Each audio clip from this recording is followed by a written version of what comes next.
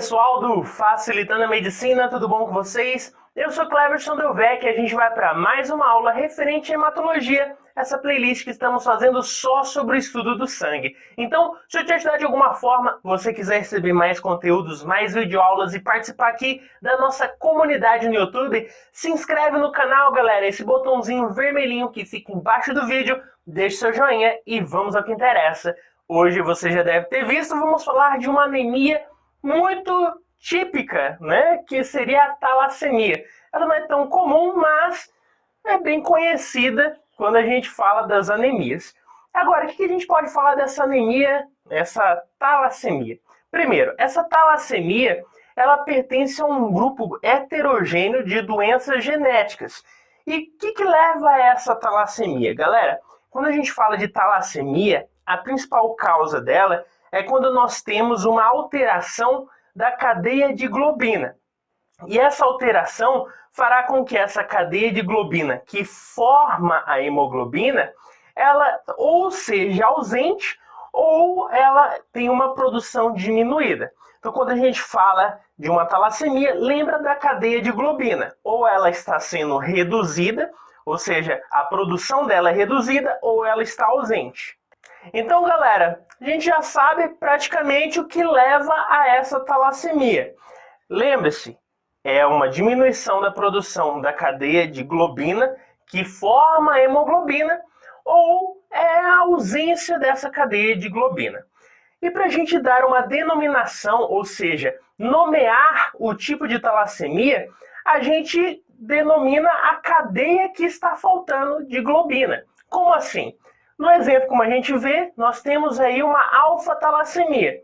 Então, a gente denomina que na alfa-talassemia a cadeia alfa de globina está ausente ou está sendo produzida de forma diminuída. Se eu tenho uma beta-talassemia, eu vou dizer ou que eu tenho uma cadeia beta ausente de globina ou que ela está sendo produzida de forma diminuída. Então, a denominação é fácil.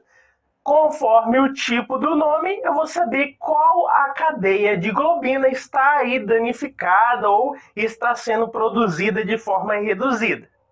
E galera, a gente tem que falar de início que a gente tem que destacar dois tipos principais de talassemia. A talassemia alfa e a talassemia beta. Lembrando que a talassemia beta é o que a gente vai mais enfatizar porque é a mais comum e a mais cobrada em provas, e também é a mais comum, que a gente encontra no nosso dia a dia.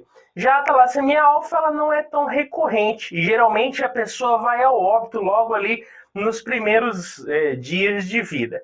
Então, talassemia beta, o que a gente pode falar sobre ela? Vamos ver agora. Galera, talassemia beta, a próprio nome já fala. Nós vamos ter uma cadeia beta de globina que está sendo produzida de forma diminuída ou ela está ausente. Lembrando que nós temos três formas clínicas dessa beta-talassemia. Nós temos a talassemia beta maior, a intermédia e a menor. A maior é a mais agravante, é a mais agressiva. Nesse caso, nós vamos ver um paciente que depende periodicamente de transfusão sanguínea. E esse paciente ele vai ser homozigoto ou heterozigoto composto para essa doença. Já a forma intermédia, ela não é tão agressiva como a maior. Ela não vai ser tão agressiva até mesmo porque o paciente não depende de transfusões constantes. Então, não vai ser tão agravante, a hemoglobina será de 8 a 10 gramas por decilitro. Já na menor, ou talassemia beta menor, o paciente é a forma ali mais amena. Às vezes ele é até assintomático, ou seja, não sente nada. Ele só vai perceber que existe uma anormalidade quando ele faz um exame laboratorial. Então, galera, a gente já viu, no caso da talassemia beta, nós vamos ter um caso de produção da cadeia beta da globina diminuída ou ausente. Por exemplo, um indivíduo que é homozigoto, que a gente viu ali que é bem mais incisivo, é o caso da talassemia beta maior, nós temos o beta 0, onde estará ausente a cadeia de globina, a cadeia beta da globina. Já no caso da intermédia e o caso da menor, nós vamos ter uma produção, porém reduzida, da cadeia beta de globina. Então o caso ali não vai ser tão agravante como seria no caso da beta zero ou da talassemia beta maior, onde eu tenho ausência dessa cadeia de beta de globina. Beleza?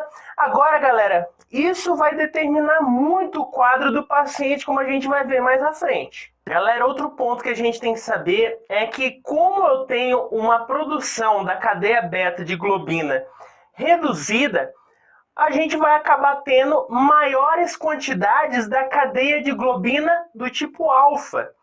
E aí você pensa, poxa, isso é bom, né? Vai, de certa forma, ali equilibrar a falta da cadeia beta.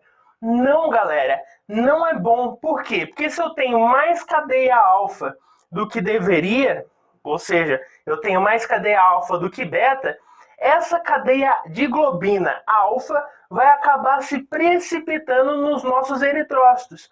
E isso vai fazer com que esses glóbulos vermelhos, essas hemácias, elas sejam, de certa forma, destruídas ali na nossa medula óssea mesmo. Ou seja, antes mesmo dessas células saírem para a nossa corrente sanguínea, elas serão destruídas. Então, é uma constante destruição de células sanguíneas, exatamente pela deposição dessa cadeia alfa de globina dentro dessas hemácias. Galera, e na clínica, o que a gente pode ver? O quadro clínico, os sintomas. A gente vai ver algo característico de uma anemia. Palidez, fraqueza, cansaço, aquele peso nas pernas, a pessoa tem intolerância ao esforço, mas também vemos uma taquicardia, vemos uma insuficiência cardíaca, e no caso de um hemograma, nós vemos a hemoglobina desse paciente abaixo de 7 gramas por decilitro, ou seja, bem abaixo realmente do que ela deveria ser. Outro ponto é o que a gente falou agora há pouco. Lembra que a gente falou que vai acabar depositando cadeia alfa de globina nessa hemácia e ela vai acabar sendo destruída ali mesmo na medula óssea? Então eu vou perder muitas células sanguíneas, ou até mesmo no baço, no nosso fígado, nós acabamos perdendo essas células, essas hemácias. E o corpo vai tentar, de certa forma, repor a todo custo essas hemácias que estão sendo perdidas. E o que vai acontecer? Vamos ter uma hiperplasia da medula óssea. Ou seja, ela vai produzir cerca de 7 a 30 vezes mais hemácias do que deveria. Claro, galera, se eu estou produzindo mais hemácias, eu tenho uma maior produção do que deveria ter, eu vou necessitar de mais nutrientes. Então, nutrientes, energia, a absorção de ferro será maior e será direcionada para essa medula óssea que está em hiperplasia. Então, vamos ter maior concentração de ferro nessa medula óssea, maior concentração de energia e nutrientes para aquela região. Outro ponto é que se eu tenho uma hiperplasia de medula óssea, eu vou ter uma modificação dos meus ossos. E essa modificação dos ossos fica evidente como a gente vê nessa imagem. A gente vê nesse indivíduo realmente aí uma formação exacerbada desse crânio, né? Realmente fica bem diferente. E parece que sai até um cabelinho no raio-x. Isso não é cabelo, galera. Isso aí é osso. Beleza? O cabelo não tem osso, então não apareceria aí. Então é exatamente isso aí, a gente chama até de fios de cabelo, mas não é cabelo, parece, tem esse aspecto. A gente vê no raio-x desse crânio essa extensão desse osso, e isso fica muito mais propenso à osteoporose e também a fraturas. E além de tudo isso que a gente falou, a gente pode encontrar nesse paciente um comprometimento do baço, onde aquele baço fica sobrecarregado, tem muitas hemácias sendo destruídas ali, e o formam uma esplenomegalia, o baço inchado. E para, de certa forma, ajudar esse paciente, ou eu faço um tratamento ou faço a esplenectomia, ou seja, eu retiro esse baço do paciente. beleza? É claro, galera, que eu posso ter consequências cardíacas, como uma insuficiência cardíaca, eu posso ter maiores complicações ósseas, mas até mesmo complicações do fígado. Mas um resumo enxuto do que a gente pode fazer dos sintomas seria isso. No diagnóstico, o que a gente faz? Um hemograma nos ajuda muito. Por quê? Porque a gente vai ver que o VCM dessas hemácias estará reduzido. O que é VCM? VCM é o tamanho da hemácia, o volume corpuscular médio. Eu vou ver que nós vamos ter hemácias bem pequenininhas e também hipocrômicas, ou seja, elas vão estar pouco coradas, praticamente hemácias bem pálidas e com um formato de hemácias em alvo. Também vamos ter essa característica. E galera, e o tratamento? O que a gente faz? Bom, se a gente tem uma talassemia maior, que a gente viu que é aquela mais incisiva, a talassemia beta maior, o caso aí definitivo, o tratamento que seria definitivo para o paciente é o transplante de medula óssea, para tentar, de certa forma, fazer células com hemácias sadias, ou seja, que tem essa cadeia beta de globina presente de forma normal nessa hemoglobina. E claro, de forma paliativa, constantes transfusões sanguíneas, de forma periódica para repor essa grande perda de células sanguíneas. Já no indivíduo que tem uma beta-talassemia intermediária, a gente faz uma reposição, também uma transfusão, não muito comum, mas sim pode fazer uma transfusão sanguínea e também uma ação quelante, de certa forma, para diminuir a concentração desse ferro devido ali àquela hiperplasia da medula óssea. E nos indivíduos que têm a talassemia beta menor, eu não vou fazer tratamento, porque eles são assintomáticos, a não ser que seja uma gestante ou tenha alguma complicação. Então, galera, a gente falou muito da talassemia do tipo beta. E a talassemia alfa? O próprio nome já diz, nós temos a talassemia alfa, onde existe o comprometimento da cadeia alfa de globina, beleza? Agora, o que a gente tem que saber é que existem 4 tipos de alterações, ou quadro clínico, para esse tipo de talassemia, a talassemia alfa.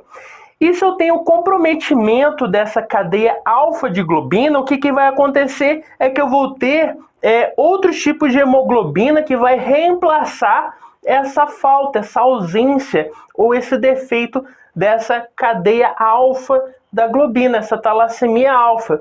Então a gente vai encontrar esses tipos de hemoglobina, como a hemoglobina H, que a gente encontra 4 cadeias beta de globina juntas, ou a gente encontra a hemoglobina de Bartz, que possui 4 tipos de cadeias da forma gama, que é comum no recém-nascido.